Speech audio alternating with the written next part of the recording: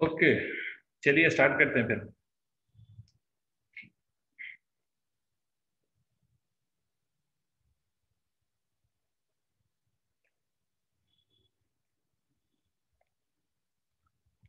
चलो सर, हम स्टार्ट करते हैं। कल हमने जो डिस्कशन एंड किया था, we end our discussion yesterday on simple pendulum, right? Simple pendulum पे हमारा डिस्कशन खत्म हुआ था। अब सिंपल पेंडुलम पे एक दो छोटी बातें और कर लो, उसके बाद फिर कुछ क्वेश्चंस हम करते हैं जिसका टाइम पीरियड हम निकालेंगे, and the time period of those will be more or less like simple pendulum only. तो वो हम कुछ क्वेश्चंस करेंगे, उसके बाद फिर हम एसएचएम के बाद के डिस्कशंस पे आएंगे, जो टाइप ऑफ एसएचएम है, जैसे undamped oscillation, damped oscillation, resonance, इन सब पे भी डिस्कशन हम करेंगे।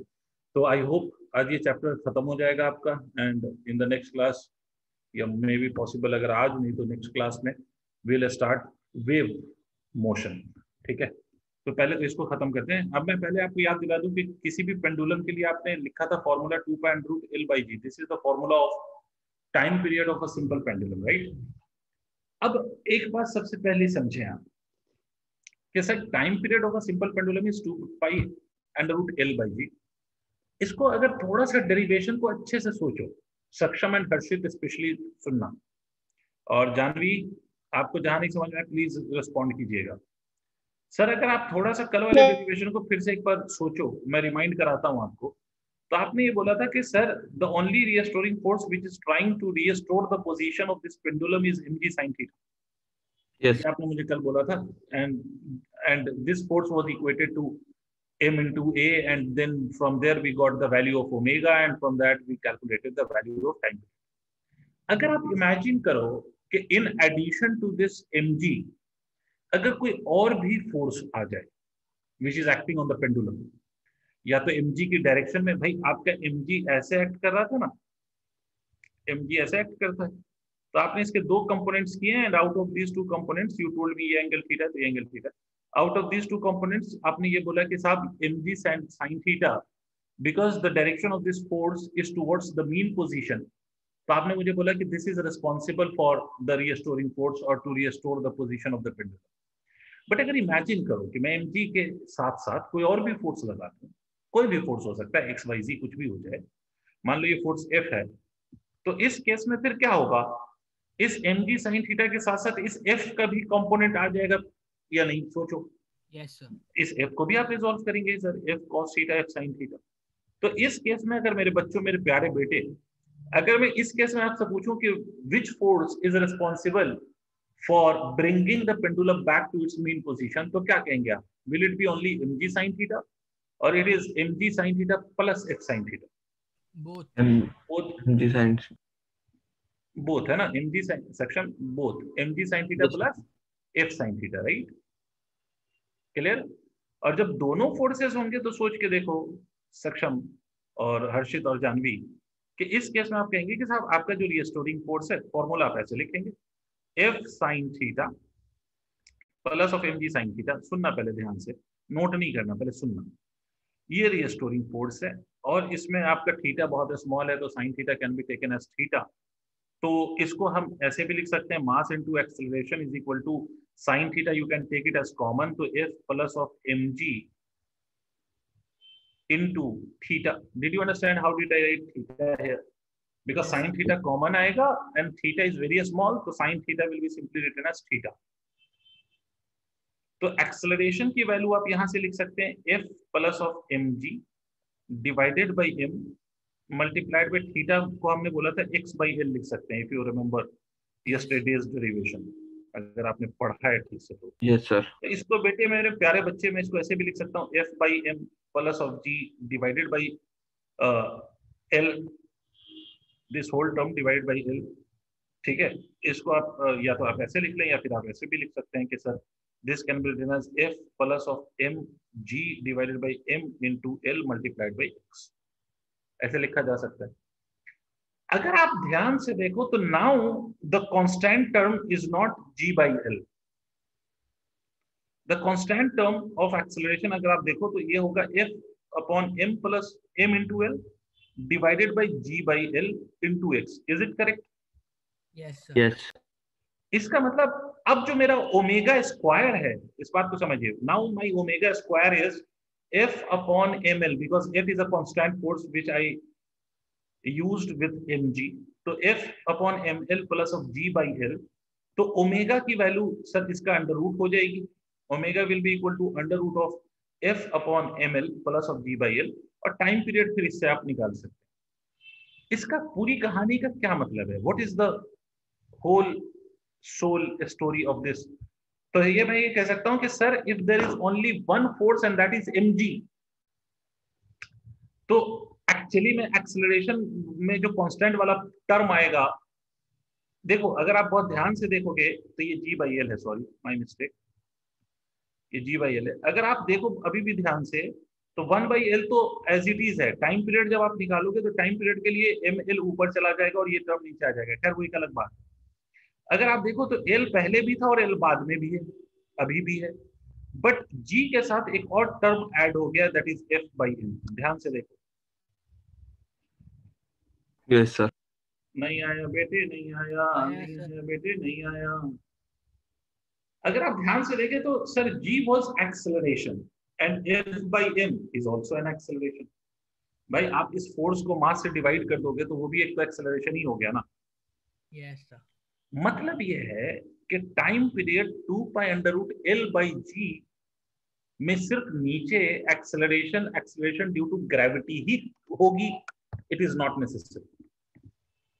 If there is more than one mg force, मतलब अगर mg फोर्स के अलावा भी if there is some other force, तो एक्सेलरेशन का हमें उस फोर्स का भी एक्सेलरेशन कंसीडर करना। नहीं आया? Yes sir. इसको आप मैं छोटा करके बताऊं, ये नोट नहीं करना है, इसको आपको कोई पूछेगा नहीं, ये तो सिर्फ इसलिए समझा दिया क्योंकि बाद में तुम कंफ्यूज होते या बाद में पूछते तो फिर पूरा बताना पड़ता, तो मैंने ऐसे ही बता दिया। तो देखोगे आप किताबों में, in your books you will find the time period of a simple pendulum written as L upon G effective. कई जगहों पे आप लिखा हुआ देखोगे। ठीक है, जी इफेक्टिव का क्या मतलब है मैं बता देता हूं। जी इफेक्टिव का मतलब मैं आपको बता दूं कि ये नेट एक्सेलरेशन। नेट का क्या मतलब हुआ सर, कि अगर सिर्फ mg is the responsible for restoring the position of the simple pendulum, तो mg अगर रिस्पॉन्सिबल होगा तो उसके कारण जो एक्सेलरेशन आएगा that would be g। But if there is some more force which is responsible for the restoration of this pendulum, तो उस केस में एक्सेलरेशन सिर्फ g नहीं आएगा, in addition to g also there will be some more acceleration, और उसका आपको सम लेना है। क्या मतलब, एक एग्जांपल, एक जामफल, दो जामफल, एक क्वेश्चन, एक एग्जांपल, जो भी कह लो। मान लो कि मैंने लिफ्ट के अंदर एक पेंडुलम लगा दिया और लिफ्ट ऊपर जा रही है, बहुत बढ़िया सा। इसकी लंबाई L है, इसका मास M है, और इस लिफ्ट के अंदर मैंने पेंडुलम को हल्का सा स्लाइटली डिस्प्लेस करके छोड़ दिया। SHM होगा या नहीं होगा? होगा सर। होगा, ऑफ कोर्स होगा। Yes sir. अब क्या टाइम पीरियड सर वही होगा जो पहले था? No sir. नो सर, अब time period 2 pi under root L by g नहीं होगा। वाई, चलो आते हैं वाई पे। अगर आप सोचें कि मैं लिफ्ट के अंदर बैठ के सॉल्व कर रहा हूं या लिफ्ट के अंदर बैठ के टाइम पीरियड निकाल रहा हूं इसका, तो बेटा mg तो है ही, क्या साथ साथ एक स्यूडो फोर्स भी आएगा? अब आपको याद करना पड़ेगा, आपने Yes, sir. चैप्टर पढ़ा था laws of motion. Laws of motion में मैंने आपसे बताया था कि अगर आप कभी भी एक्सेलरेटेड बॉडी के अंदर खुद बैठ जाएंगे तो आपको रियल फोर्स के साथ साथ स्यूडो फोर्स भी लेना पड़ेगा। और वो स्यूडो फोर्स कौन है? m है। और स्यूडो फोर्स की डायरेक्शन क्या होगी?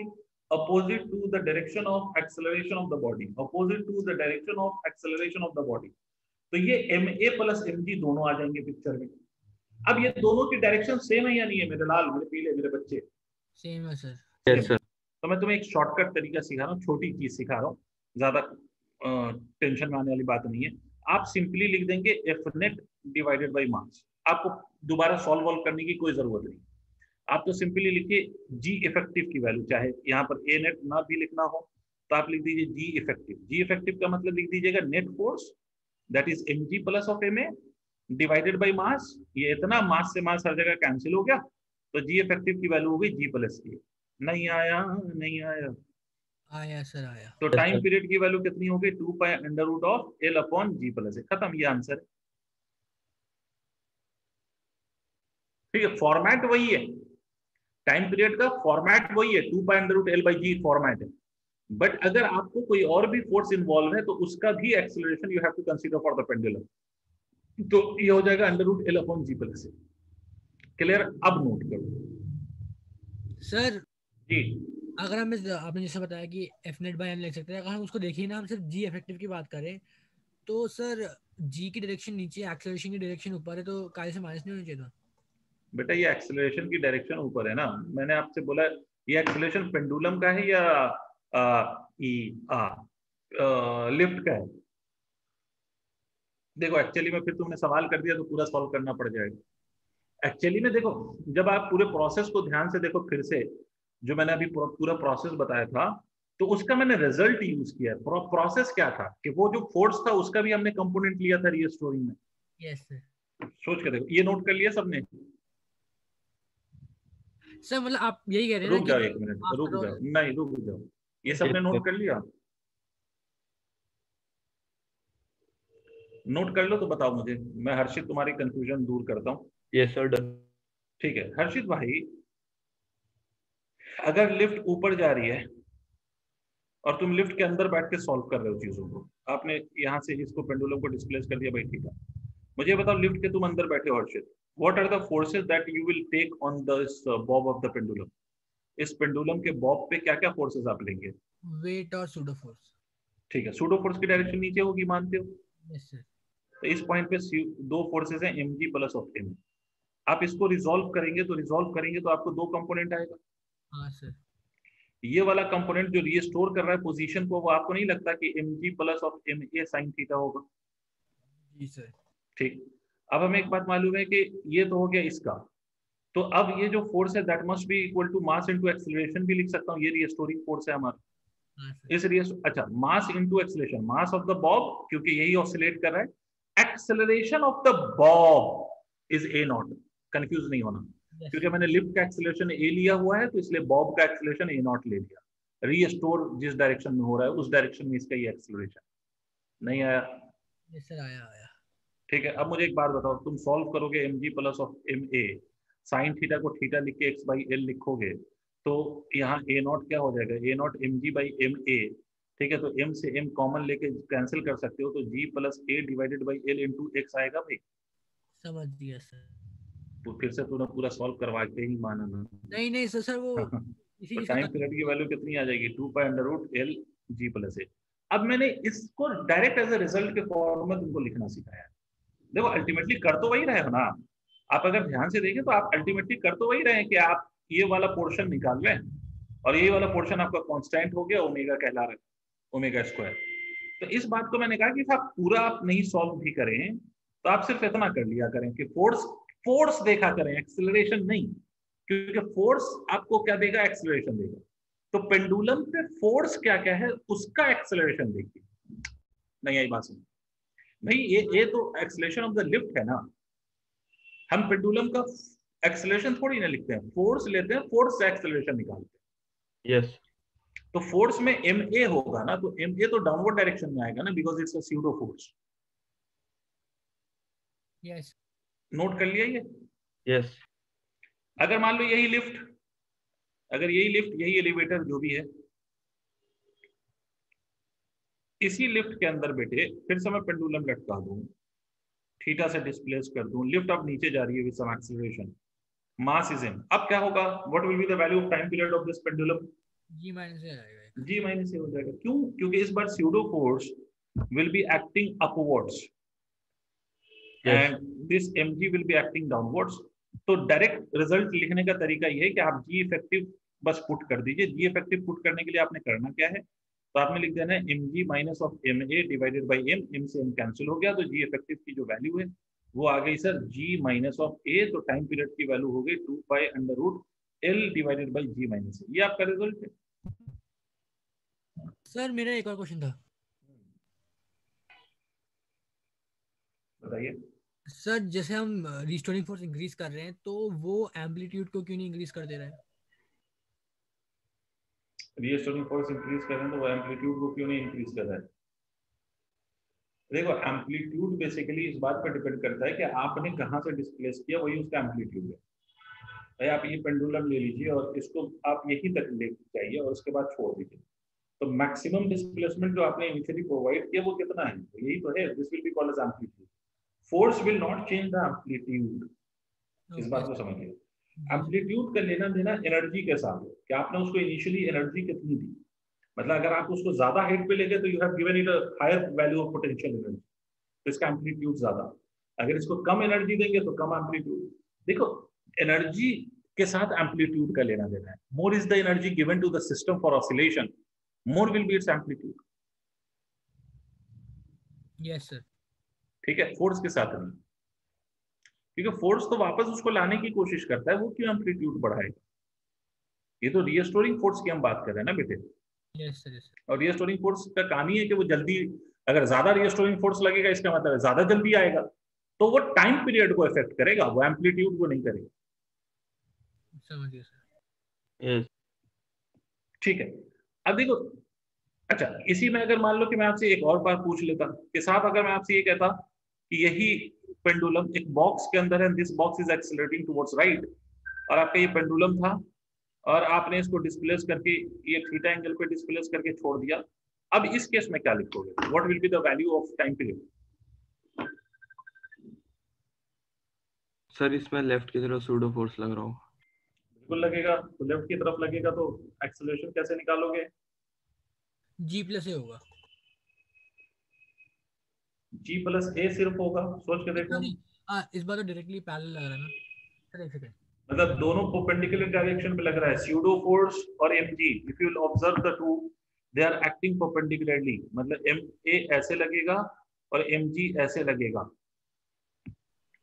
नहीं आया, तो अगर यहाँ पर आप जी इफेक्टिव निकालेंगे तो net force, because force is a vector quantity, and they are acting at an angle of 90 degree, तो इसका मतलब है नेट फोर्स होगा ma square plus of mg square divided by mass. नहीं आई बात समझ? ऐसा है। क्योंकि force is a vector quantity, right? तो जी इफेक्टिव की वैल्यू जब आप लिखेंगे तो ये हो जाएगा सर, एम आप कॉमन निकाल सकते हो, रूट से बाहर करोगे तो ये स्क्वायर गायब हो जाएगा इसका, a square plus of g square divided by m, m से एम कैंसिल हो गया, तो टाइम पीरियड आप लिखोगे 2 pi under root of L divided by g effective, g effective की value g square plus of a square, ये result आएगा sir. Yes note कीजिए।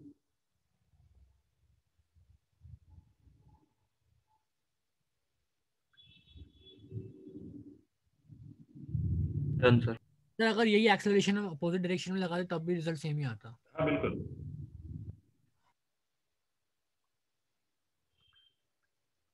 अब देखिए सबसे पहली बात, ये जो सिंपल पेंडुलम का हमने टाइम पीरियड का फॉर्मूला निकाला है 2 pi under root L by g, इस तरह का टाइम पीरियड, इस तरह का, मैं ये नहीं कह रहा हूँ सेम, इस तरह का, इस फॉर्मूले जैसा टाइम पीरियड कुछ और भी केसेस में होता है, तो एक दो केस की मैं बात करता हूँ, करूंगा, बिकॉज ये जो केसेस मैं करा रहा हूँ आपको, ये एनसीईआरटी में एज अ क्वेश्चन गिवन है हमको, तो वो मैं अभी ही करा देता हूँ। आप वैसे भी एनसीईआरटी सॉल्व आउट तो करते नहीं है, बट एनसीईआरटी में ये एज अ क्वेश्चन गिवन है जो मैं आपको अपनी तरफ से करवा देता हूँ, ठीक है? हाँ, वो डबल रूट जा रहा है ना, ए स्क्वायर प्लस जी स्क्वायर उससे फर्क नहीं पड़ता। नहीं हो रहा है ना सर, ये पूछ रहा हूँ ना मैं। हाँ हाँ हाँ, double root, root under of L upon under root of g square plus of a square, okay ठीक है?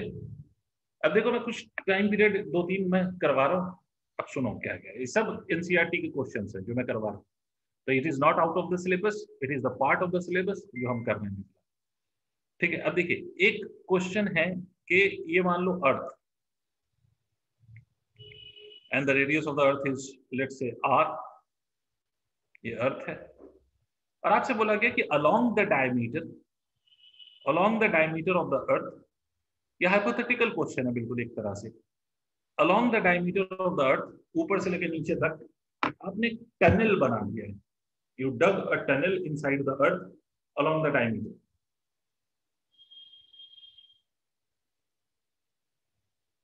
ठीक है बेटे? Yes sir. यस अब आपसे कहता है कि इस टनल में, इस टॉप मोस्ट पॉइंट पे हमने एक पार्टिकल प्लेस कर दिया जिसका मास है m, and this particle is free to move, ठीक है साहब, बहुत बढ़िया। अब पूछा गया कि इस पार्टिकल के टाइम पीरियड की वैल्यू बताओ, what will be the time period of oscillation of this particle. अगर आप चाहें तो ये क्वेश्चन का स्टेटमेंट लिख सकते हैं, वैसे ये एनसीईआरटी में है, एनसीईआरटी में कौन सा क्वेश्चन है मुझे देखना पड़ेगा जरा, एनसीईआरटी का मुझे क्वेश्चन नंबर याद नहीं है कौन सा है, but it is given in NCERT, तो एक बार है बुक आपके पास? Yes sir. अभी है, अभी अभी यस हाँ बोलो सर। तो एसएचएम वाला चैप्टर जल्दी से,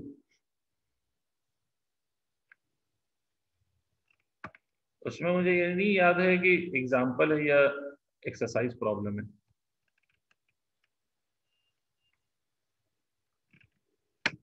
मेरे पास एनसीईआरटी है क्या?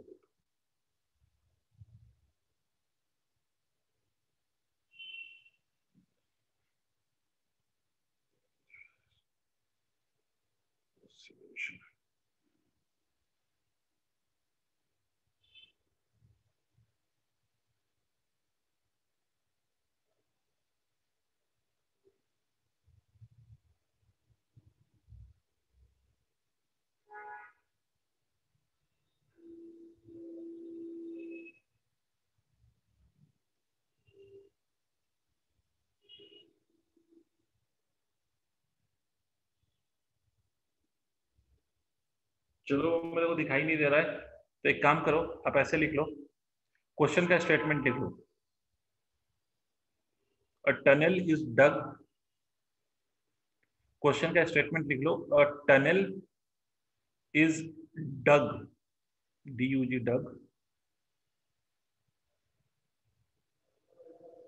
along the diameter of earth, along the diameter of the earth, and a particle is released,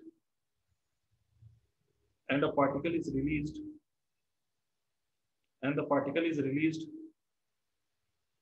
from the top, and the particle is released from the top, and the particle is released from the top. Find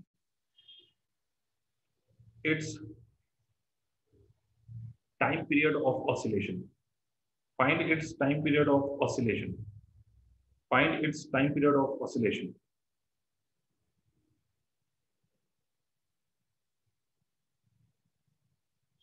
ठीक है sir? Yes.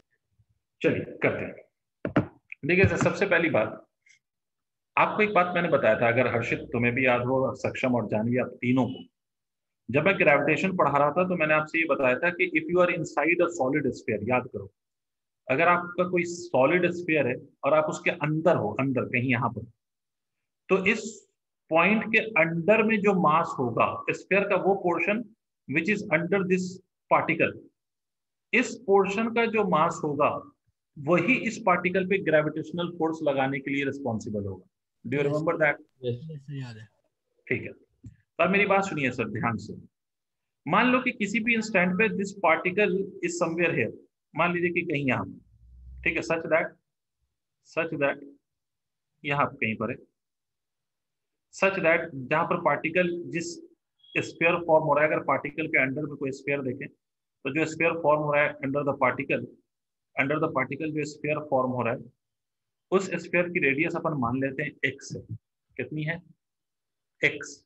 तो ये जो green shaded region मैंने आपको दिखाया ना, green, उसका मास उस ग्रीन शेडेड रीजन के सेंटर पे माना जा सकता है या नहीं? मान सकते हो? ठीक है, तो इस ग्रीन शेडेड मास और इस पार्टिकल के मास के बीच में there will be the gravitational force of attraction. तो मान लीजिए बेटे कि अगर let the whole mass of earth is equal to m, तो इस रीजन का मास कितना होगा? Then mass of 4/3 πx³ will be, कैसे निकालोगे मास? टोटल 4/3 πr³ जो पूरा वॉल्यूम है अर्थ का, उसका मास m है। तो आपको मालूम है यूनिटरी मेथड, यूनिट वॉल्यूम का मास कितना होगा? m/4/3 πr³। तो यूनिट वॉल्यूम का अगर इतना मास है तो 4/3 πx³ का कितना होगा? तो 4/3 πx³ m/4/3 πr³ multiplied by 4/3 πx³। ठीक है? Yes sir. जहां नहीं समझ आया प्लीज पूछिए। 4/3 π कैंसिल आउट, तो ये आ जाता है सर mx³ ये मास होगा इस पोर्शन का। समझे हो? जानवी नोट करिए बाकी लोग। Janvi, Yes. did you understand how did I calculate the mass of this green part? Yes. Okay, just note it.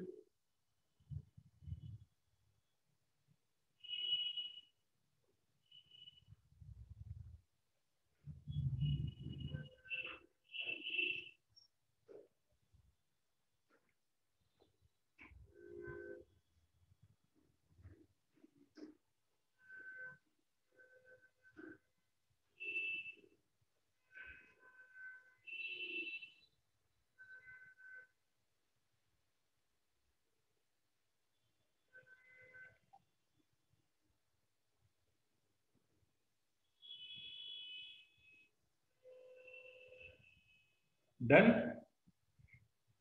Wait.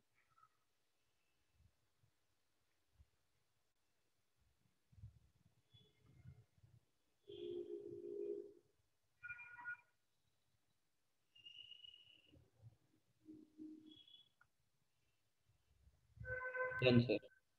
देखिए एक बात को समझिए कि जब तक आपका पार्टिकल सेंटर के ऊपर है, अब मैं आपको समझाता हूँ ये SHM क्यों होगा। एक तो अभी मैंने आपको ये चीज बता दी कि मास कैसे निकाला गया, अभी उस पर आते हैं फिर फर्दर कैलकुलेशन पे। बट उससे पहले मैं आपको एक चीज बताऊं कि बेटे ये सेंटर ऑफ द अर्थ है और आपको मालूम है कि earth always attracts everything towards its centre. तो जब आपने पार्टिकल को यहाँ पे छोड़ा तो अर्थ इसको अपनी तरफ अट्रैक्ट कर रहा है, कर रहा है, कर रहा है, कर रहा है, कर रहा है, डन। जब पार्टिकल यहाँ पे पहुंचेगा तो अर्थ का force exactly at the centre will become zero. भाई सेंटर पे पहुंच गया, सेंटर खुश। बट पार्टिकल जब यहाँ पे पहुंचा तो पार्टिकल की velocity will not become zero, although the force has become zero. Force zero हो गया है बट पार्टिकल की velocity is still non zero. तो अब पार्टिकल क्या करेगा? Due to that velocity particle नीचे भागने लगेगा, नहीं आया। The moment particle will start going downwards, आपको नहीं लगता कि अर्थ इस पे ऊपर फोर्स लगाना शुरू कर देगा towards its centre? Yes sir. ठीक है, इसका मतलब पार्टिकल जाएगा जाएगा जाएगा, मैक्सिमम यहाँ पे पहुंच के फिर से उसकी वेलोसिटी क्या हो जाएगी? Zero, because of retardation. अब यहाँ पर पहुंचा बट अर्थ कंटिन्यूअसली इस पे फोर्स लगा रहा है तो ये ऊपर जाने लगा, यहाँ पहुंचा। फिर जब पार्टिकल यहाँ पहुंचा, अर्थ ने फोर्स लगाना बंद कर दिया बट पार्टिकल की वेलोसिटी स्टिल नॉट जीरो है। तो पार्टिकल को ये क्या करेगा? फिर अर्थ पार्टिकल क्या करेगा? ऊपर ओवर शूट करेगा। तो जब पार्टिकल ऊपर भागेगा फिर अर्थ इसको किधर खींचेगा? नीचे। And the process will continue and the SHM will start. Did you understand why there will be SHM? Yes sir. Yes, but याद रखो कि while solving this question we are neglecting everything. ठीक है, every resistance and everything, right? तो उस case में ये possibility हो सकती है। अब आते हैं दूसरी बात पे। ये जो फोर्स लग रहा है जो पार्टिकल को खींच रहा है, अगर सोचो, इमेजिन करो, अगर पार्टिकल यहाँ पर है तो जितना फोर्स अर्थ लगा रहा है इस पार्टिकल पे to pull it towards its centre, क्या उतना ही फोर्स यहाँ पर भी पार्टिकल पहुंचेगा? तो क्या अभी भी फोर्स उतना ही होगा या चेंज हो जाएगा? चेंज हो जाएगा। ऑब्वियस सी बात है, डिस्टेंस कम हो गया, सीधी सी बात दिखाई दे रही है। तो किसी भी इस जनरल डिस्टेंस पे जब पार्टिकल है तो इस पे जो फोर्स लग रहा है which is restoring the position of the particle, वो कितना लिखेंगे हम? G mass of this portion of the earth, जो आपने लिखा है शायद mx³ by r³ into mass of the particle divided by x square. Because ये सेपरेशन इन दोनों के बीच का हमने यहाँ पर कितना माना है? इन दोनों के बीच का सेपरेशन हमने x माना। Yes sir. तो x square and this cancels out, तो ये हो जाएगा gmm divided by r³ multiplied by x। Is it clear till here? Yes sir. ठीक है। अब क्या मैं ये भी कह सकता हूँ ये जो फोर्स है that can be written as equal to mass into acceleration of the particle, तो इसको हम लिख सकते हैं gmm divided by r³ multiplied by x। तो सर m से एक m कैंसिल हो गया तो a इज इक्वल टू क्या हो गया? gm upon r³ multiplied by x। All three of you see this carefully. Can I claim that this quantity, this acceleration is proportional to displacement of the particle, and this g into m divided by r³ is a constant, and this constant can be considered as omega square? Yes sir. ठीक है, तो यहाँ तक note करो।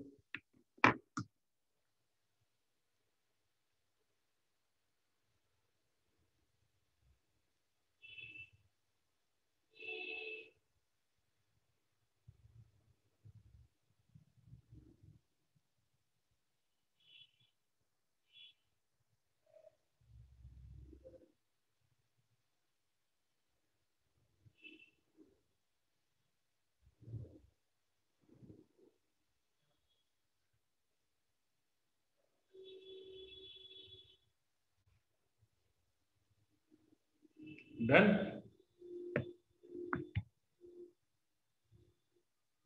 Yes sir. ठीक है, तो इसका मतलब है we can write this omega square as इतना, तो ओमेगा की वैल्यू को we can write omega as equal to under root of gm by r square. बेटे एक बात बताओ, सॉरी r³।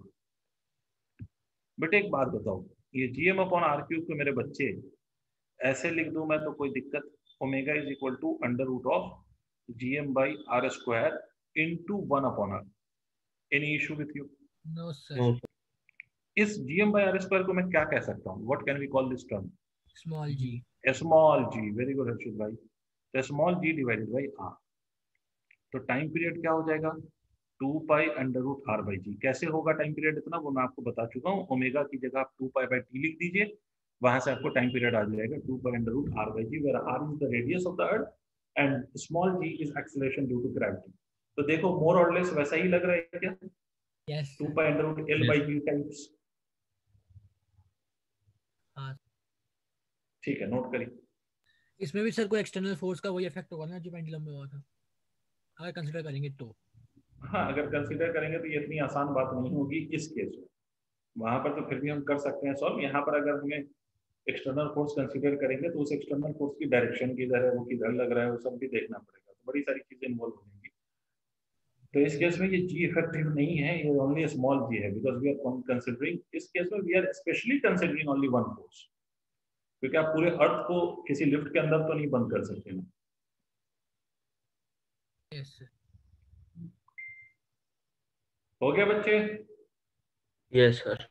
ठीक है, एक और क्वेश्चन कर लो फिर आगे का टॉपिक कराता हूँ। सर एक और चीज, ये जो time period is independent of from where the particle is thrown, या फिर no, it's not independent of that, it depends on that. अगर यहाँ पार्टिकल को इनिशियल वेलोसिटी कुछ दे दी जाए, ये particle is release somewhere else, तो उस केस में चीजों में बदलाव आ जाएगा। यहाँ पर तो पार्टिकल को यू हैव जस्ट रिलीज, तो इसलिए ये आप बहुत आसानी से कर पा रहे हो। अगर आप पार्टिकल की इनिशियल वेलोसिटी जीरो नहीं होगी तो नहीं फिर नहीं इस सर, तरह से रिलीज सॉल्व कर नहीं रहे हैं होगा। तो इनिशियल वेलोसिटी जीरो कह रहा हूँ सर, मैं कह रहा हूँ independent of from where the particle is released. Independent हो from where the particle is release, मतलब अर्थ के अंदर जाकर रिलीज करना चाहते हो तो yes it's time, amplitude will change, time period remain same. मतलब अगर मैं उसको एकदम सेंटर के थोड़े से ऊपर जाके छोड़ता हूँ तब भी उसका एम्पलीट्यूड तब इतना बड़ा हो जाएगा? अरे एम्पलीट्यूड की तो हम बात ही नहीं कर रहे हैं, टाइम पीरियड की वैल्यू 2 ही आएगी उसके। सर बट ये तो उसी चीज के लिए है जब वो पूरा टनल क्रॉस कर रहा है, मतलब ऊपर से नीचे आ रहा है पूरा। हम्म, और अगर आपने बोला, जैसे मैंने बोला तो आपने हाँ कहा कि एक्स कुछ भी हो सकता है, मुझे तो एक वो बात बता, तूने तुमने ये पढ़ा था कल, time period of spring block system, उसमें टाइम पीरियड लिखा था 2 m/k, राइट? कैसे? उसमें ये स्प्रिंग के साथ जो ये ब्लॉक लगा हुआ है उसको मैं कम डिस्प्लेस करके भी छोड़ सकता हूँ और ज्यादा भी करके छोड़ सकता हूँ। Yes sir. ठीक है, तो फिर क्या डिस्प्लेसमेंट वहां पे इन्वॉल्व हुआ उसका टाइम पीरियड निकालते समय? No sir. No sir. तो as as long as the restoring force is same, तब तक टाइम पीरियड पे कोई फर्क नहीं है भाई। Nature of restoring force same है, value of restoring force same है, तब तक कोई दिक्कत नहीं है। सर मतलब कह सकते हैं ना यहाँ पे इसका एम्पलीट्यूड अपने आप बढ़ जाएगा, किसका अपने आप बढ़ जाएगा दोस्त? ये पार्टिकल का। अगर सपोज मैंने सेंटर के जस्ट ऊपर से छोड़ा हम्म, और do you understand what is amplitude, Harshit? Yes sir, the maximum the Maximum displacement. If you have just released the particle from here, तो यही इसका एम्पलीट्यूड है, ये इतना ही, इधर भी इतना ही जाएगा। ये नहीं है कि ये ऊपर चला जाएगा, जहां से आया वहां से ऊपर चला जाएगा। और टाइम पीरियड सेम रहेगा। हाँ, time period will remain same as long as these displacements are very small. Sir मतलब वो टनल वाले के लिए भी टाइम पीरियड सेम रहेगा, इतनी छोटी सी डिस्टेंस के लिए भी टाइम पीरियड सेम रहेगा? टनल वाले के लिए भी पूरे टनल के सरफेस से भी पार्टिकल को रिलीज करेंगे तो टाइम पीरियड सेम रहेगा, और अगर हम छोटे से भी रिलीज करेंगे तो टाइम पीरियड सेम रहेगा। ये सर एंगुलर वेलोसिटी की, सॉरी फ्रीक्वेंसी की वजह से ऐसा हो रहा है ना? उसका रीजन बाद में समझोगे, अभी फिलहाल तो सरफेस से ही छोड़ो। ये ठीक सर है, ये बात थोड़ा सुनने में अजीब लग रही है सर, उतने पास से छोड़ो तब भी उतना ही होगा, उतने दूर से छोड़ो तब भी उतना ही होगा,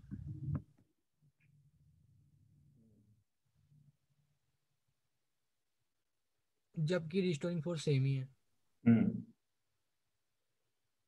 तो रीस्टोरिंग फोर्स को अगर हम देखें तो रीस्टोरिंग फोर्स किस चीज पर डिपेंड कर रहा है? रीस्टोरिंग फोर्स एक्स पर डिपेंड कर रहा है। हाँ जी सर। एक्स, देखो एक बात समझो, एक्स का मतलब होता है कोई भी जनरल डिस्प्लेसमेंट। तो as long as general displacement is small, small, ठीक है, तब तक ये टाइम पीरियड का फॉर्मूला वही रहेगा। यही क्वेश्चन तो पेंडुलम में भी हो सकता है। पेंडुलम में तुमने ये क्वेश्चन नहीं पूछा, पेंडुलम में मैं यही क्वेश्चन पूछ लेता हूँ तुमसे, थीटा इज इक्वल टू बहुत छोटा, तो छोटा मतलब 1 डिग्री, अभी फिलहाल डिग्री के टर्म्स में अगर सोचो तो, और theta is equal to 2 degree, it is still छोटा। तो ये क्यों नहीं डिफाइन किया गया कि 1 डिग्री और 2 डिग्री, ये दोनों के लिए ये क्यों नहीं डिफाइन किया गया कि इसमें टाइम पीरियड अलग आएगा और इसमें टाइम पीरियड अलग आएगा?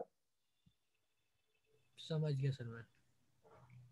क्योंकि as long as the quantity is itself very small, इसीलिए बोला गया था theta should be very small. तो थीटा जब तक स्मॉल है, चाहे वो 1 डिग्री है या 1.1 डिग्री है, टाइम पीरियड को उससे फर्क नहीं पड़ता। सर लेकिन ये एक्स तो बहुत, हम तो बहुत ज्यादा वेरी कर रहे हैं ना उसको, आर से लेकर समथिंग बहुत छोटी वैल्यू भी कर दे रहे हैं। यहाँ पे तो ऐसा कुछ नहीं है ना कि हमें छोटा ही रखना है।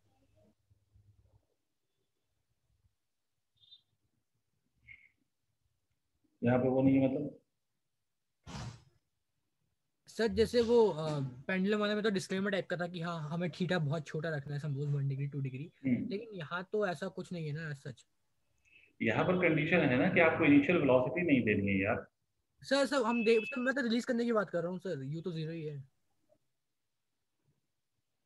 किस कहाँ से रिलीज कर रहे हो? सर कहीं से भी रिलीज करेंगे टाइम पीरियड सेम आ रहा है। देखो, जो हमने अभी टाइम पीरियड निकाला, that is the maximum possible time period which you will get when you release the particle from the surface. ठीक है, अब कहीं अंदर घुस के कर दोगे तो उस केस में जो मास ऑफ द अर्थ जो उस पर फोर्स लगा रहा है वो पहले ही कम हो जाएगा ना, सोच के देखो। Yes sir yes sir.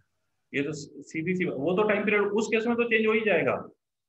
भाई अगर आप ये पार्टिकल है आपने यहाँ से छोड़ा तो इनिशियल केस में आपने पूरा मास ऑफ द अर्थ माना। हाँ सर। आप कहीं यहाँ से छोड़ेंगे तो इनिशियल केस का मास बस पहले ही का मास कम हो गया, तो किसी एक डिस्टेंस पे तो मास उसके हिसाब से कंसीडर किया जाएगा ना। ओके सर समझ गया तो सर। टाइम पीरियड तो ऑटोमेटिकली चेंज हो जाएगा, ऑब्वियसली चेंज हो जाएगा, इस केस में तो चेंज हो ही जाएगा। सर सर वही पूछ रहा था मैं कब से। अच्छा, तो as long as you don't give initial velocity. समझ गया सर। यस। ठीक है, खैर आगे बढ़ते हैं, एक और क्वेश्चन पे आते हैं, क्वेश्चन नंबर नेक्स्ट। किसी कंटेनर के अंदर ये एक सिलेंडर और पानी है, ऐसा सोचो पानी है पानी, अब पानी है पानी, अब पानी है पानी। इस सिलेंडर की पूरी लेंथ L है, ठीक है, और इस सिलेंडर का जो अंदर लेंथ है वो मान लीजिए, वो मान लीजिए कुछ भी है, मतलब 2L/3 कुछ भी मान लेता हूँ मुझे, ठीक है, ऑलरेडी इतना अंदर है। ठीक, surface area is equal to A for the cylinder, density of the पानी मान लो rho, density of the cylinder is sigma. आपने कई बार देखा होगा वाटर सरफेस पर आप किसी ऑब्जेक्ट को रखो, उसको हल्का सा दबा के छोड़ो, वो आपको दिखेगा कि थोड़ी देर वो ऐसे ऐसे करेगा। Yes sir. देखना है ना, ऑसिलेट करता है थोड़ी देर।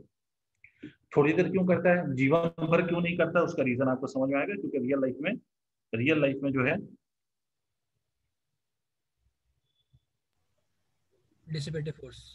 हाँ, रियल लाइफ में डिसिपेटिव फोर्स होते हैं, फ्रिक्शंस होते हैं, तो इसलिए रियल लाइफ की कहानी अलग होती है, जो हम आखिरी में छोटा सा पोर्शन समझेंगे। बट ये आइडियल लाइफ में हम कोई फ्रिक्शन अज्यूम नहीं कर रहे हैं, तो हम कह सकते हैं कि भाई once the system will start it will continue, ठीक है, इन टू इन्फिनिटी। तो आप देखिए इस बात को हम समझते हैं कि यहाँ पर अगर मैं बात करूं कि सर 12/3 अंदर है, तो ये पहले इक्विलिब्रियम में होगा, इसको स्लाइटली हमने डिस्प्लेस किया अंदर की तरफ। क्वेश्चन का स्टेटमेंट लिखो, cylinder is slightly displaced inward and released. Cylinder is slightly displaced inward and released. Cylinder is slightly displaced inward and released. Find the time period of oscillation. Cylinder is slightly Displaced inward. inward and released. Find the time period of oscillation. Find the time period of oscillation. Find the time period of oscillation. Find the time period of oscillation. Clear है? Yes sir. चल मिल के करते हैं। पहली बात मुझे एक बात बताओ, इनिशियल सिचुएशन यही है ना कि भाई इसका 12/3 पोर्शन अंदर है, बाकी बचा हुआ पोर्शन बाहर है, यहां तक पानी, और ये एकदम चुपचाप पड़ा हुआ है। This is the initial situation, it is in equilibrium initially, मतलब इस पे फोर्सेस बैलेंस्ड हैं इनिशियली। मुझे एक बात बताइए कि आपको नहीं लगता कि इस सिलेंडर पे नीचे की तरफ एक फोर्स लग रहा होगा इनिशियली mg, और ऊपर की तरफ एक फोर्स लग रहा होगा buoyant force? Yes sir. Is it clear Jahnavi and Saksham and Harshit भाई? Yes sir. Yes, sir. ठीक है, इसका मतलब इनिशियल केस में when this cylinder is in equilibrium, when this cylinder is in equilibrium, तो मैं कह सकता हूं कि mg is being balanced by the buoyant force. और buoyant force होता कितना है? तो buoyant force होता है the volume of the liquid displaced, which will be exactly equal to the volume of the part of body which is inside the liquid. Cylinder का पूरा volume नहीं लेना, लिक्विड का वॉल्यूम सिलेंडर के पूरे volume के बराबर नहीं होगा, जितना पार्ट उसमें आपने डाला है सिलेंडर का उतने ही पार्ट का तो लिक्विड हटाएगा वो. तो volume of liquid displaced will be written as equal to 2L/3, that is the length of the cylinder which is inside the water, multiplied by area of cross section, this becomes volume into g. यही तो लिखते हैं, multiplied by density. नहीं आया. buoyant force क्या होता है? Weight of the liquid displaced. और weight of the liquid displaced क्या होता है? Density of the liquid multiplied by the volume of liquid displaced multiplied by g. और वॉल्यूम ऑफ लिक्विड कितना डिस्प्लेस होता है? तो जितना सॉलिड का पोर्शन अंदर होगा उतना लिक्विड का वॉल्यूम डिस्प्लेस होगा. Yes sir. ठीक है. This is equal to mg. अब मैंने मास, सिलेंडर का मास आपको नहीं दे रखा है, मैंने उसकी डेंसिटी दे रखा है. तो सिलेंडर का मास आप लिखेंगे sigma multiplied by a into l multiplied by g. Are you convinced with this? Please tell me. जी. पक्की बात है. ये इसका buoyant force है. ये कब है? Equilibrium situation. सोच के देखो. राइट बेटे? Yes sir. ये एट इक्विलिब्रियम, जब ये इक्विलिब्रियम में था. अब मैं नेक्स्ट पेज पे जा रहा हूं. When slightly displaced, when slightly displaced. Sir आपने वो AL सिग्मा जी लिखा था. Okay okay sir. When slightly displaced तो क्या होगा बेटा कि टिंग टिंग टिंग टिंग टिंग टिंग, पानी के अंदर अब कितना पोर्शन हो जाएगा? मान लो स्लाइड डिस्प्लेसमेंट x है तो 2L/3 प्लस ऑफ x होगा या नहीं होगा? क्या बोलते हो दोस्त? Yes sir. यस. ठीक. अब क्या weight of the cylinder will be balanced by the buoyant force? No sir. No sir, because buoyant force now has changed. buoyant force FB dash मान लो इस पर. क्यों? क्योंकि volume of the body inside the liquid has increased. इसका मतलब है the volume of the liquid which will be displaced वो भी इंक्रीज हो गई.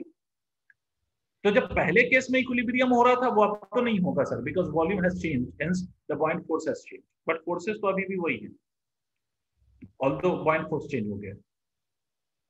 तो F net हम ऐसे लिख सकते हैं क्या इस बारी? किसी में से किसी को सब्ट्रैक्ट कर दो, doesn't matter.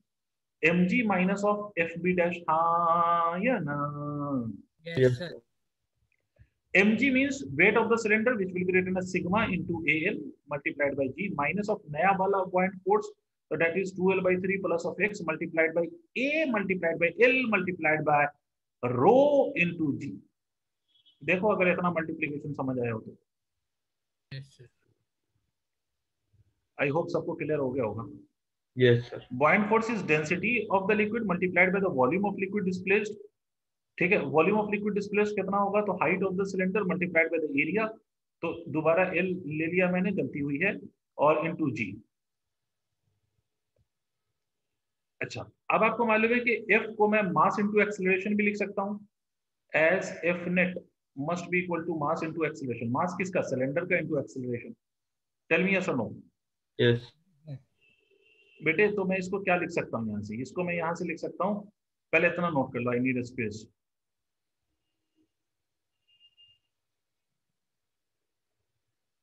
Should I go back to the previous slide? No. चाहिए लिख लिया था तो ये नोट कर लो. थोड़ा मुझे स्पेस मिल जाए फिर मैं लिखता हूँ आगे.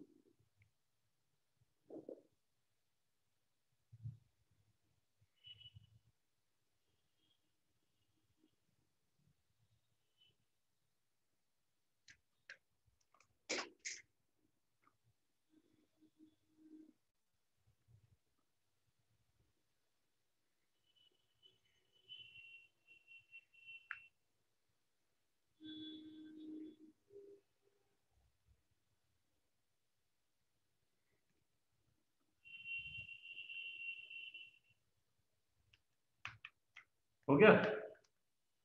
Yes sir.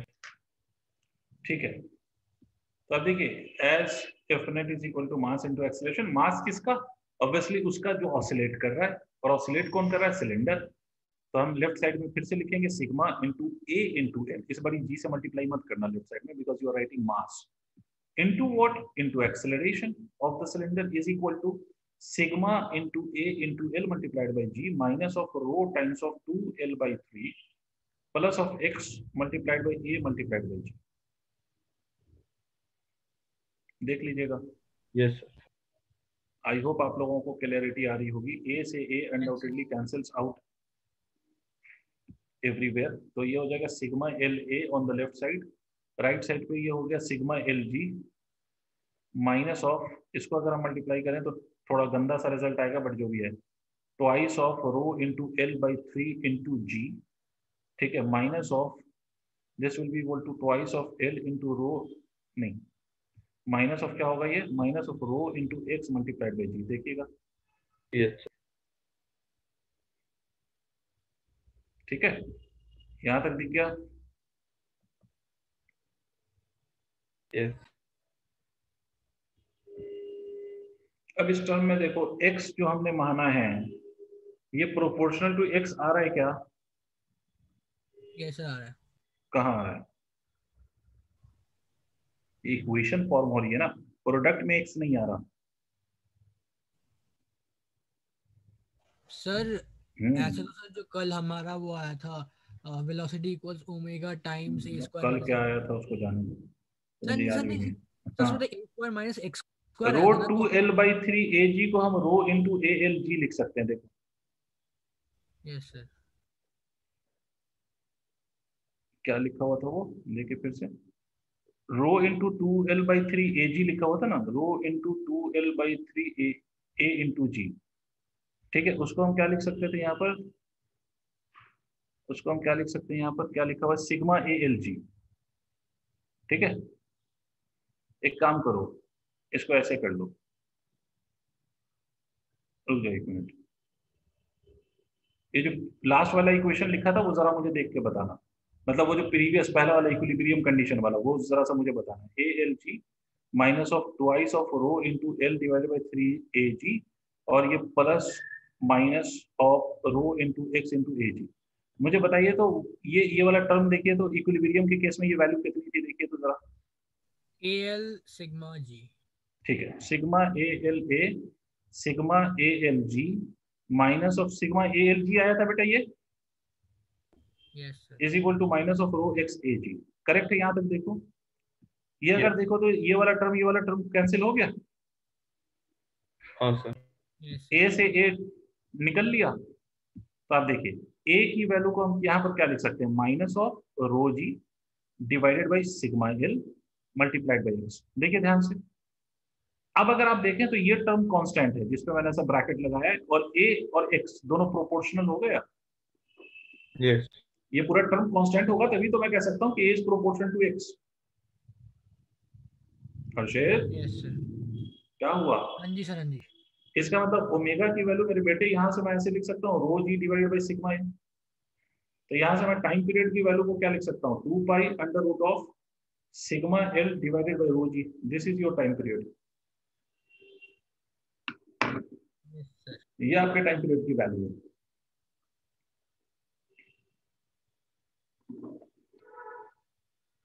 इसमें ब्रैकेट में लिख लो तुम लोग, फ्रॉम इक्वेशन 1 उसमें लिख लो 2 rho L by 3 A g is equal to sigma A L g, ये लिख लो ताकि जब रिवाइज करो तो तुम्हें ये ना लगे कि भाई पता नहीं ये टर्म कैंसिल कैसे हुआ।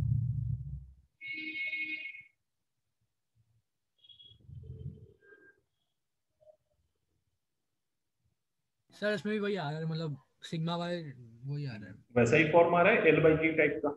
Yes sir, yes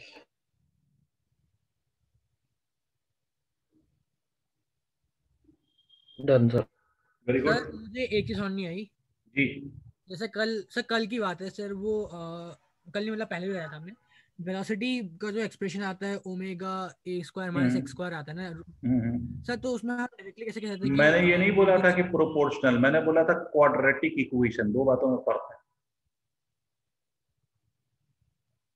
okay sir, okay, बात समझ में आई? हाँ, ये अगर मुझसे कोई पूछ ले कि भाई ये एक्स की कैसी इक्वेशन है, तो मैं ये कहूंगा ना कि लीनियर इक्वेशन है, बट अगर मुझसे कोई कह ले कि यहाँ पर क्या a small a is proportional to x, नहीं भाई, ये पूरी इक्वेशन फॉर्म हो रही है। प्रोपोर्शनलिटी कहाँ पर आती है? तो प्रोपोर्शनलिटी आती है सर वहां पर।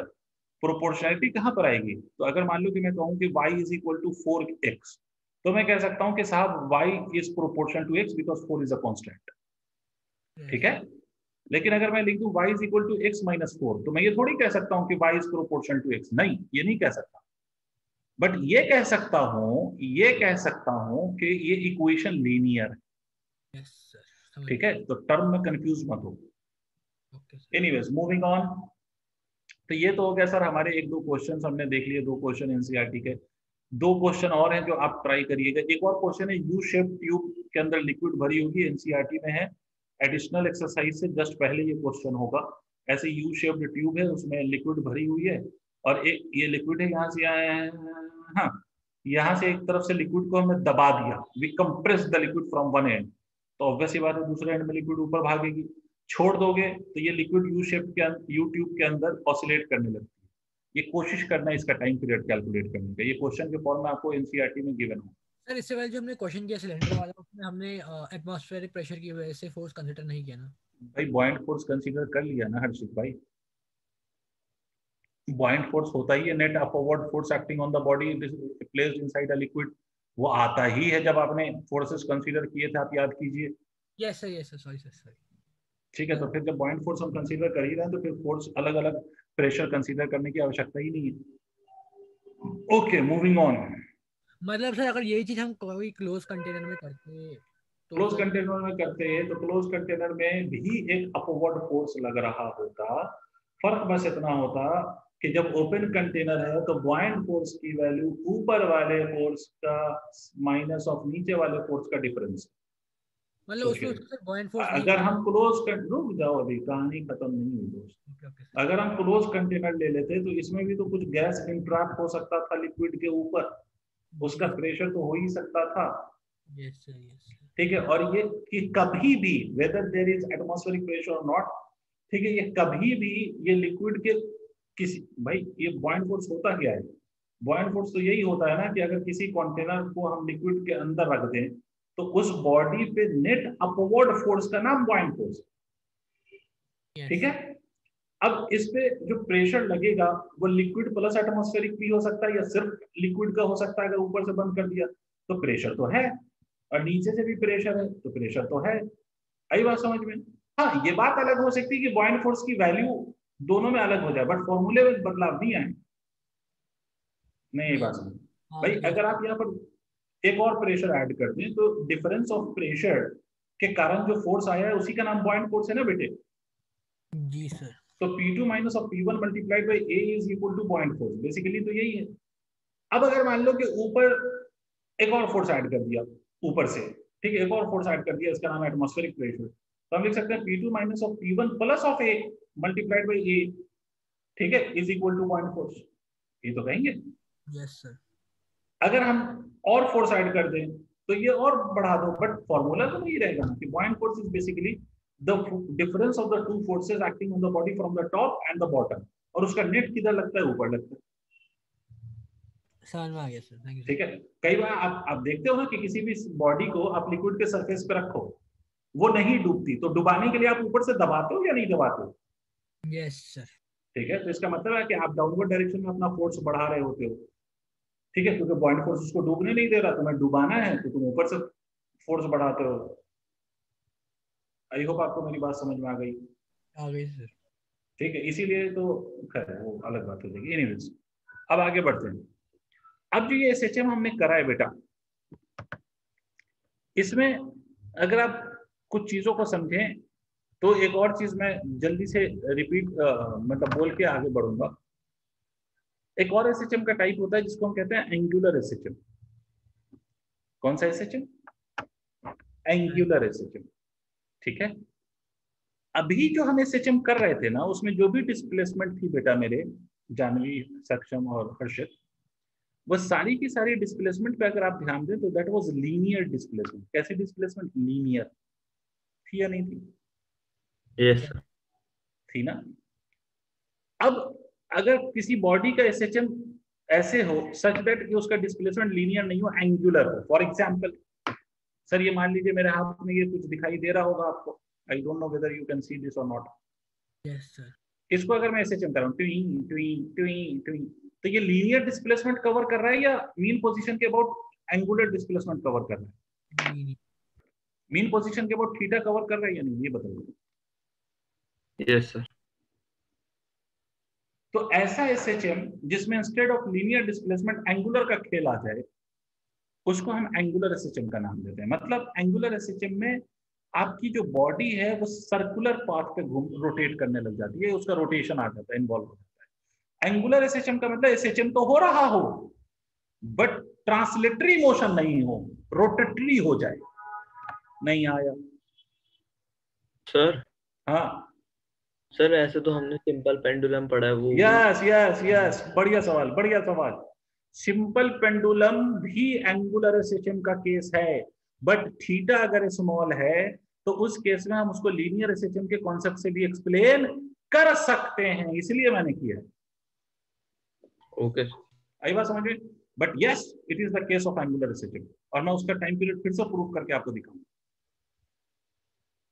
हर्षित पहले तू बोल, तुझे समझ आई बात या नहीं? सर आ गई सर। पक्की बात ना?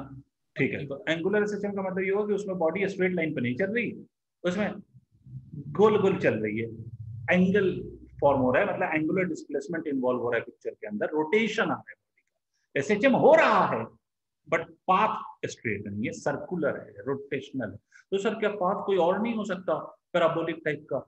हो सकता है, बट उसके लिए हमें फोर्सेस की कंडीशंस पता नहीं होगी, हम सन्नाटे में चले जाएंगे। हमें रोटेशन के केस में पता होती है चीजें, जैसे फॉर एग्जांपल टॉर्क। भाई रोटेशन का मतलब टॉर्क, और टॉर्क हमने पढ़ा है, सिलेबस में था, इसीलिए एंगुलर सिस्टम की बात की जा रही है आपके साथ। नहीं आया रे, नहीं आया।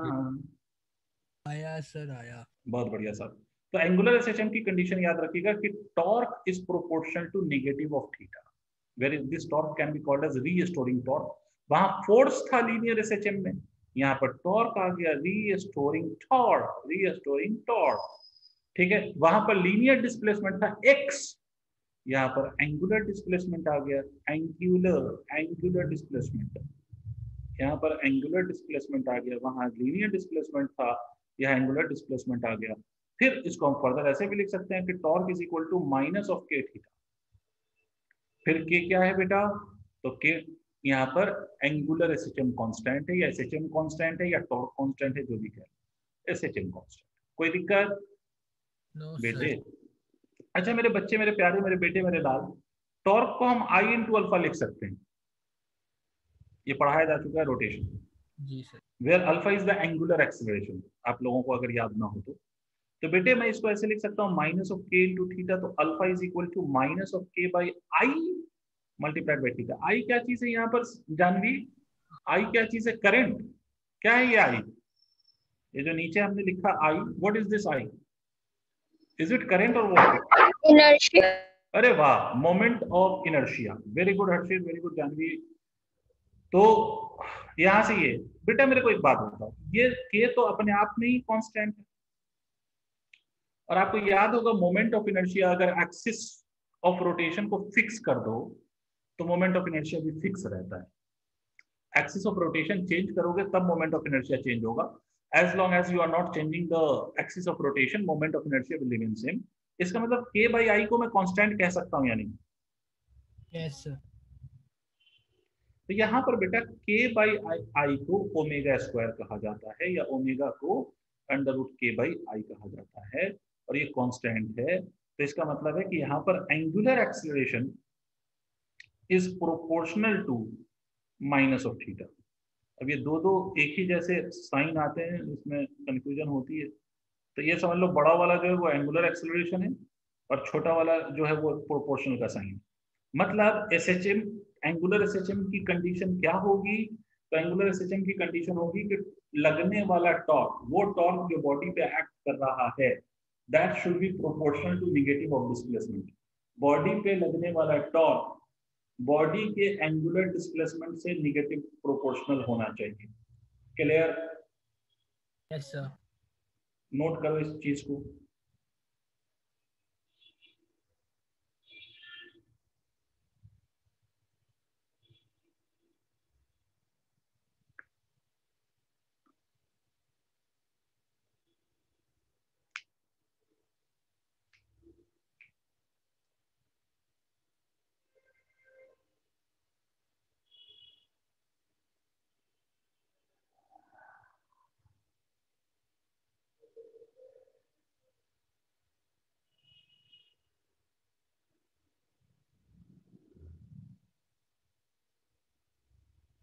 डन। ठीक है, अब एक चीज, आपने सेक्शन सिंपल पेंडुलम का नाम लिया था, वो हम प्रूफ करते हुए फिर आगे बढ़ेंगे, जिसका नाम होगा फिजिकल पेंडुलम।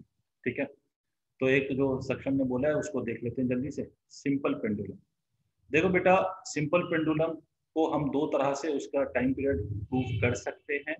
लीनियर के तौर पे भी, as long as theta is small, तो लीनियर के टर्म्स में भी हम इसको शो कर सकते हैं, और एंगुलर के टर्म्स में भी हम उसको शो कर सकते हैं। क्या मतलब हुआ सर? जैसे मान लीजिए simple pendulum has been displaced by an angular displacement of theta and theta is small. तो बेटे बस फर्क इतना है कि वहां पर हमने फोर्स को कंसीडर किया था, यहाँ पर हम टॉर्क की बात करेंगे। अगर आप ध्यान से देखें तो आपको नहीं लग रहा कि आपका जो ये सिंपल पेंडुलम है उसमें इस बॉब का डिस्प्लेसमेंट इज एंगुलर डिस्प्लेसमेंट, और इस पे जो फोर्स लग रहा है that is mg, mass of the Bob is m and this length is l। और इस पॉइंट के अबाउट ये सर्कुलर पाथ पे ऐसे ऐसे कर रहा है, देखो ये इस पॉइंट के अबाउट, ये जो पॉइंट है यहाँ पर, इसके अबाउट ये ऐसे ऐसे कर रहा है, टिंग टिंग टिंग टिंग टिंग टिंग। नहीं आया, नहीं आया, आ गया। तो इस पॉइंट के अबाउट अगर मैं टॉर्क देखूं, टॉर्क, इस पॉइंट के अबाउट टॉर्क, तो अपन ये कह सकते हैं, या तो टॉर्क लिखने का तरीका ये है कि फोर्स, कौन सा फोर्स है जो इसको घुमा सकता है, तो there is only one force which is mg। अब अगर सर टेंशन भी तो है, बट टेंशन इस पॉइंट से ही पास कर रहा है। ऐसा कोई भी फोर्स जो एक्सिस ऑफ रोटेशन से ही पास कर रहा हो उसका टॉर्क 0 होता है। Yes sir. ठीक है, और mg को देखोगे तो mg का लाइन ऑफ एक्शन ये है, मतलब वो एक्सिस ऑफ रोटेशन से पास नहीं कर। जी सर। यार तुम्हें नहीं आया सर, आया। आया। तो this is the mg and this is the point of projection. तो इन दोनों के बीच का जो परपेंडिकुलर डिस्टेंस है, परपेंडिकुलर, आपको नहीं लगता वो ये है? This distance is perpendicular distance. Yes sir. अब याद होना चाहिए भाई थोड़ा सा रोटेशन, तभी आपको चीजें समझ में आएंगी। Perpendicular distance of mg from AOR, और ये वाला एंगल हमने थीटा माना, तो ये वाला एंगल थीटा है। तो ये जो R परपेंडिकुलर है, क्या उसको हम L sin थीटा लिख सकते हैं? ध्यान से देख लीजिए, देखिए ट्रायंगल को अच्छे से, ये वाला ट्रायंगल। सक्षम बेटा इस वाले ट्रायंगल को देखिए,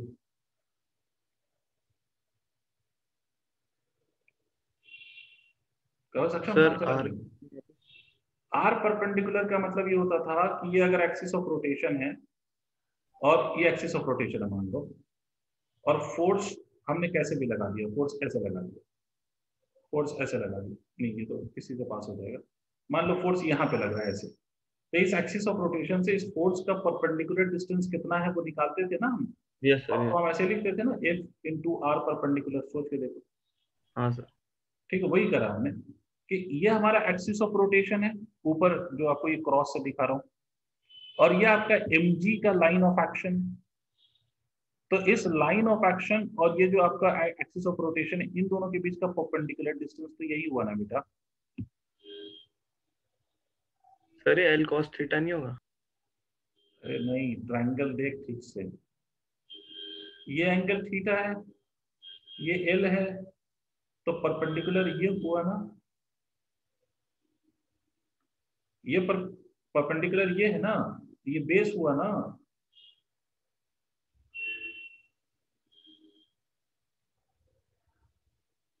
क्या हो गया सक्षम? सर वो cos थीटा ही तो होगा।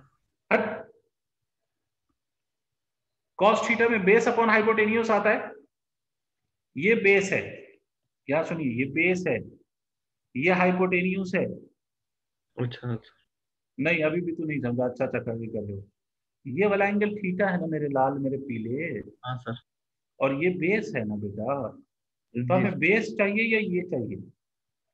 हमें परपेंडिकुलर चाहिए। Perpendicular. So some people have partially black hair, नहीं partially brown hair, क्या था यार, some people have, मैं पोएम भूल गया।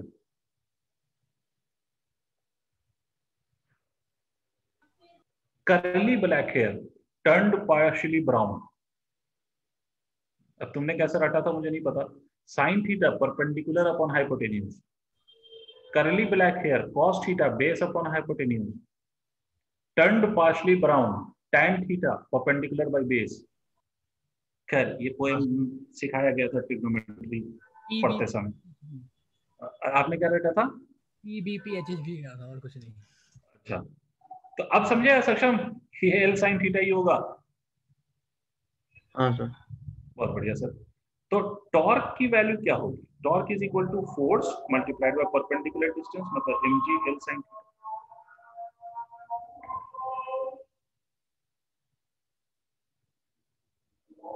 ठीक है, अब समझिए चीजों को। टॉर्क को मैं I इंटू अल्फा लिख सकता हूं, is equal to mg into L multiplied by theta as theta is very small, since theta is small। इसको मैं ऐसे भी लिख सकता हूं, alpha is equal to mg L divided by moment of inertia into theta. ठीक है, इसको मैं ऐसे भी लिख सकता हूं कि mg L divided by moment of inertia. Moment of inertia इस पार्टिकल का, इसका मास m है और इसकी distance from the axis of rotation L है, तो m square multiplied by theta. याद करो। Yes sir. समझ आई बात आपको? ये एक्सिस ऑफ रोटेशन है ना, बिल्कुल ये परपेंडिकुलर एक्सिस ऑफ रोटेशन और ये है, तो m स्क्वायर। सोच के देखो, m से m कैंसिल, L से L कैंसिल, तो alpha is equal to g by L theta आया या नहीं आया? यस सर, आ गया। क्या वही आ गया? यही तो हमारा ओमेगा है। Omega is equal to under root g by L। क्या वही टाइम पीरियड आ गया? देखो t is equal to 2 pi under root L by g। Sir जी जी सर, नहीं है क्या कहाँ से बताइए? सर, वो alpha equals to mg L by ml square. Moment of inertia याद करो Saksham, what was the value of moment of inertia? I क्या चीज है? मोमेंट ऑफ इनर्शिया है।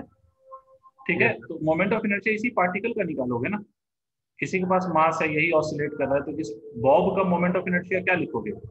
मास multiplied by r square. R square मतलब इसका जो डिस्टेंस है from the axis of rotation, और वो डिस्टेंस कितना है? वो एल है ना। जी सर, याद रखिए। ठीक है, तो एम एल स्क्वायर लिख दिया। समझ गए हो तो बताओ। Yes sir. सर सर एक मिनट नोट। हाँ बोलो। हम ये पेंडुलम वाले में पॉइंट मास कंसीडर कर रहे हैं ना? जी बिल्कुल, पेंडुलम का मतलब ही होता है कि पॉइंट मास हो वहां पर। अगर ये पॉइंट मास नहीं होगा तो ये सिंपल पेंडुलम नहीं होगा। हाँ बोलो। सर बॉब क्यों नहीं कंसीडर कर रहे डायरेक्टली?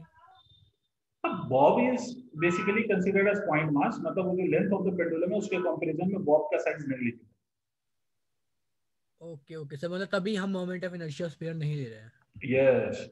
अच्छा, अगर आप एक बात सोचे ना कि आपके जो घरों के अंदर आपके पता नहीं है या नहीं है, नॉर्मल जो आपको आजकल पेंडुलम क्लॉक्स आते हैं उसमें पेंडुलम लटका होता है, वो शो वाले पेंडुलम होते हैं, बड़े छोटा सा पेंडुलम लटका होता है कुछ कुछ क्लॉक्स में आप देखेंगे। एक्चुअली में पेंडुलम की लेंथ आपको मैं बताऊं, पेंडुलम की लेंथ इतनी छोटी नहीं होती। जो एक्चुअली सिंपल पेंडुलम क्लॉक्स हैं उसकी में पेंडुलम की लेंथ 1 मीटर होती है। Okay sir, okay. आई बात समझ? तो ये याद रखिएगा कि घर वाले पेंडुलम की तरह मत इसको समझिए। वो जो आजकल फैंसी क्लॉक्स आते हैं, वॉल क्लॉक्स फैंसी, उसमें वो जो पेंडुलम लगाया होता है वो शो पीस है, वो पीछे बैटरी से काम कर रहा होता है, बैटरी से चलता है, it's just a show piece.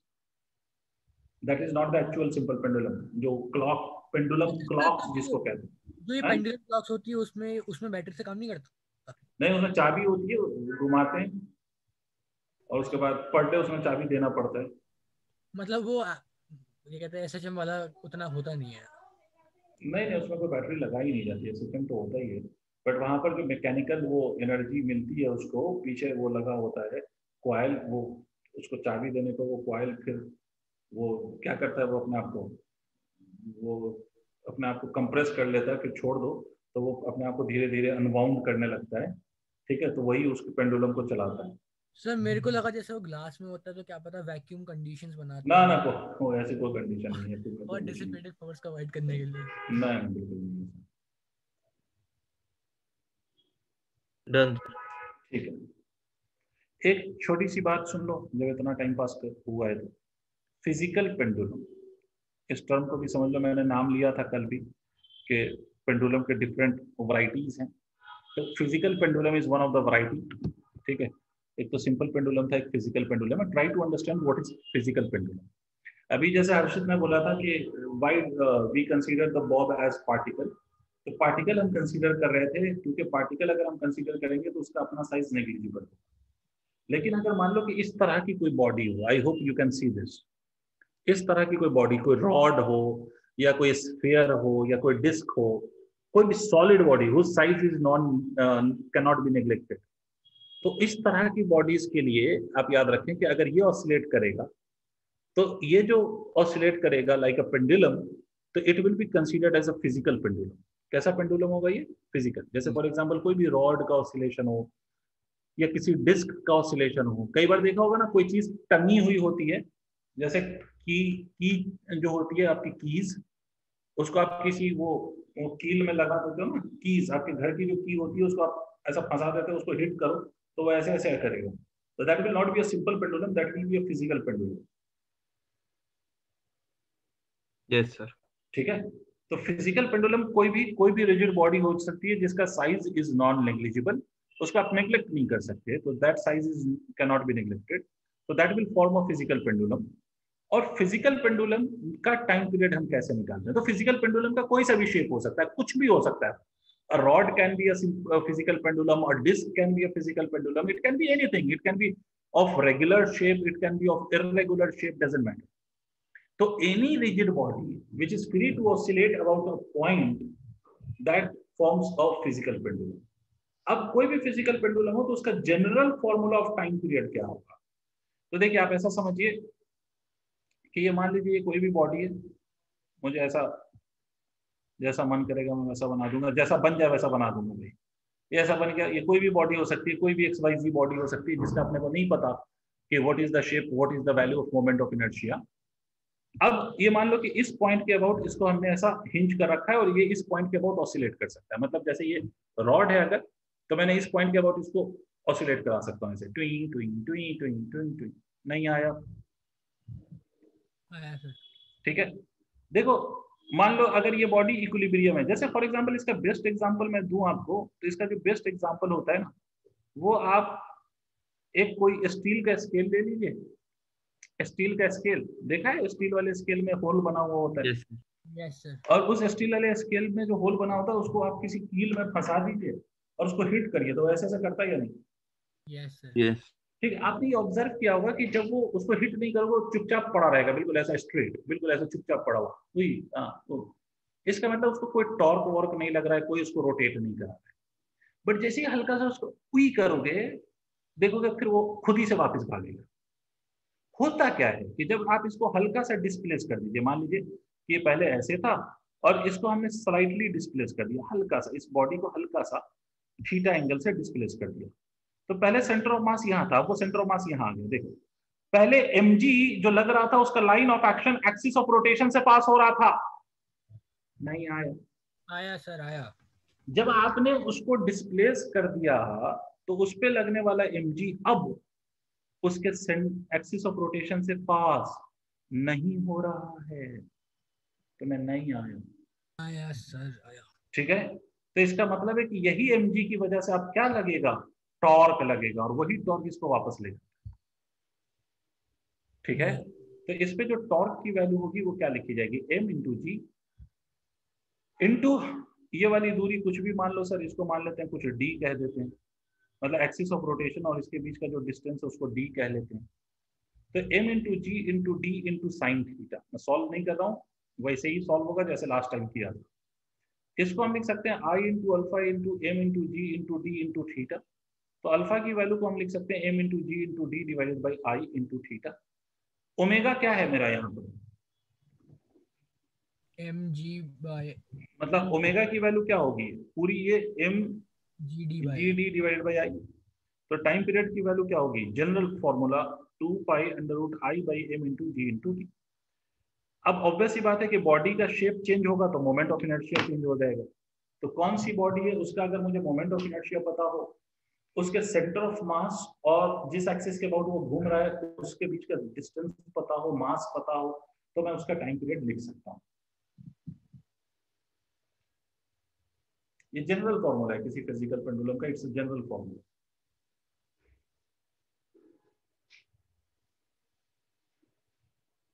समझे? Yes sir.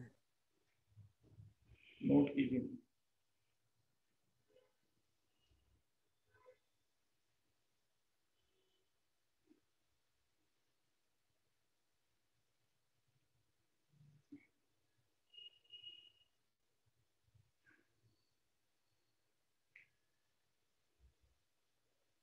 सर यही चीज हम सर एक सेकंड, आपने यहाँ पे एक्सल रोटेशन कहाँ लिया है? कहीं भी जनरल पॉइंट हो सकता है वो। सेंटर ऑफ मास में नहीं लिया ना? नहीं नहीं, सेंटर ऑफ मास पे ले लूंगा तो फिर तो अच्छा, तो मोमेंट ऑफ जो इनर्शिया आएगा उसको एक बार को वो वाला स्टेप यूज करना पड़ेगा ना, पैरेलल हाँ, एक्सिस। अब ये वो जनरल बॉडी कोई भी हो सकती है, यहाँ पर तो पैरेलल एक्सिस थ्योरम लगेगा to find the moment of inertia.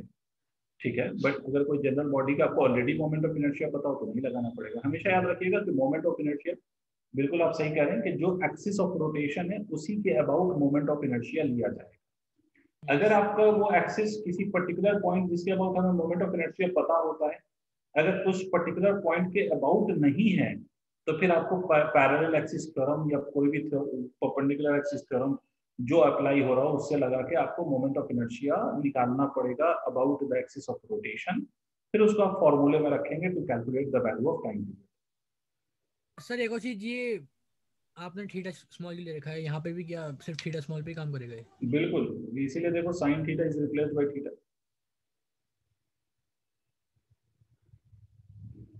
Theta small है तभी तो साइन थीटा को हमने थीटा से रिप्लेस कर दिया, और तब ये कंडीशन आ पा रही है कि torque is proportional to theta. यही तो और कंडीशन है सर वो एंगुलर एसेशन की। जी, एंगुलर सेक्शन, सर एक बार रिपीट करना, आपने लास्ट टाइम क्या बोले अभी? मैंने बोला कि torque is proportional to angular displacement, ये कंडीशन है एंगुलर एसेशन की। अगर ये थीटा होगा तभी हम कह सकते हैं कि एंगुलर एसेशन है। अगर ये साइन थीटा हो गया, मतलब टॉर्क अगर प्रोपोर्शन टू साइन थीटा आ रहा हो, तो this is not the condition of angular एसेशन। ओके ओके सर, समझ गया। इसीलिए theta has to be small always. या आप ये भी कह सकते हो कि फॉर लार्ज डिस्प्लेसमेंट्स ये जो हमारे एसएचएम की कंडीशन है ये इसको ओबे नहीं करता है। It obeys the condition for SHM only for small displacements and not for large displacement. Sir तो ये मतलब इसके लिए कुछ है क्या अलग से?